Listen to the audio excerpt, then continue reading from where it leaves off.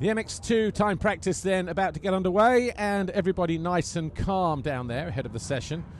One or two nervous faces as well. Sascha Kühnen, Simon Langenfelder, Kai Karsmakers, the home rider. But it was Valin who was one of the first riders out on track on his Kawasaki.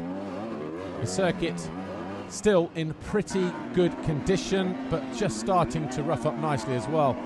One of the first riders to put in a lap was the 47 of Carlos Reixlis on the Monster Energy Yamaha. He would eventually fade to 14th because, as you'll see in a moment, he had a big, spectacular crash towards the end of one of his fast laps. But that, at the moment, was his time that got him through into 14th. Sascha Kühnen and Simon Langenfelder. Langenfelder here on the 27, the championship leader, desperate to have a good time. He eventually came away with the 5th fastest, and he was about 1.8 seconds down on the eventual pole man. Kai de Wolf riding in a PSV Eindhoven football strip this weekend for his home Grand Prix, the number 1. On more than one occasion, put in a time that would put him to the top of the standings. But he got demoted by Rick Elzinga. This was the crash of Reixlis. His bike went cartwheeling on into the crowd, or into the fencing, I should say.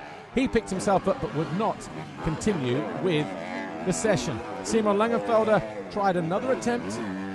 Would not better his time. He would eventually come home in 5th place. Kai de Wolf sensed he would have another good lap up his sleeve. So too Liam Everts. On his final lap, the number 26 on the Nissan Husqvarna eventually put himself back up to 6th. He was around 10th or 11th at that stage. Sascha Kühnen tried on more than one occasion to get himself into the top position.